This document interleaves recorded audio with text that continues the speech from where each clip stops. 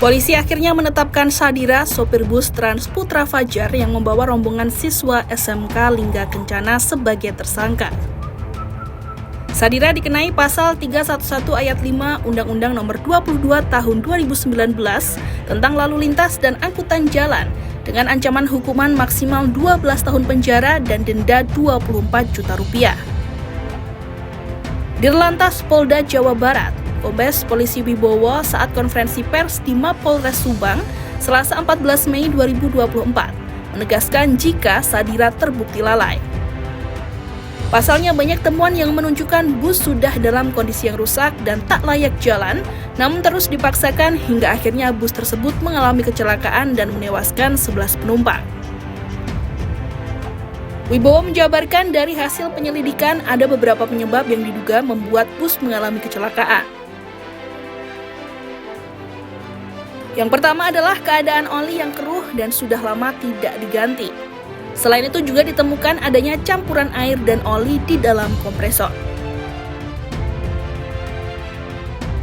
Pemeriksaan cek oli pada kendaraan bus yang terlibat kecelakaan sudah berwarna keruh. Ini menunjukkan bahwa oli ini sudah tidak diganti dalam kurun waktu yang cukup lama.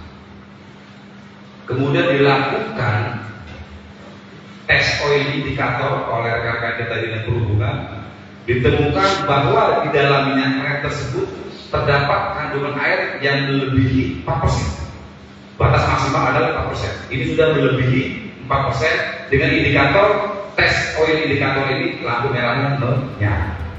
Lihat rekan sekalian. Tak hanya soal oli, sebab setelah dilakukan penyelidikan, jarak antara kampas rem berada di bawah standar, yakni 0,3 mm yang seharusnya minimal berada di angka 0,45 mm.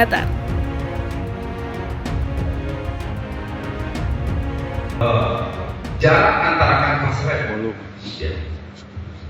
standarnya adalah 0,45 mm.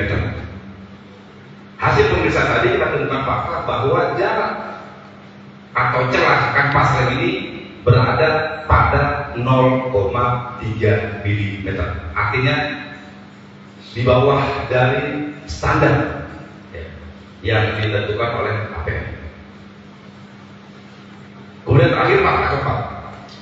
Ini cukup krusial rekan sekalian. Polisi juga menemukan kebocoran dalam ruang relay part dan sambungan antara relay part dengan booster. Hal ini diduga terjadi karena adanya komponen yang sudah rusak sehingga saluran tidak tertutup dengan rapat dan menyebabkan kurangnya tekanan. Kebocoran di dalam ruang relay part dan sambungan antara relay part dengan booster.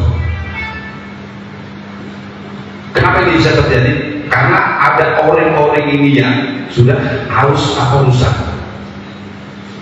sehingga sambungan ini tidak tertutup dengan rapat. Ini yang mengakibatkan tekanan udara angin rem ini berkurang, sehingga booster sebagai penggerak hidrolik piston tidak menghasilkan brake force atau kekuatan rem yang cukup maksimal kepada 4 los. Ya.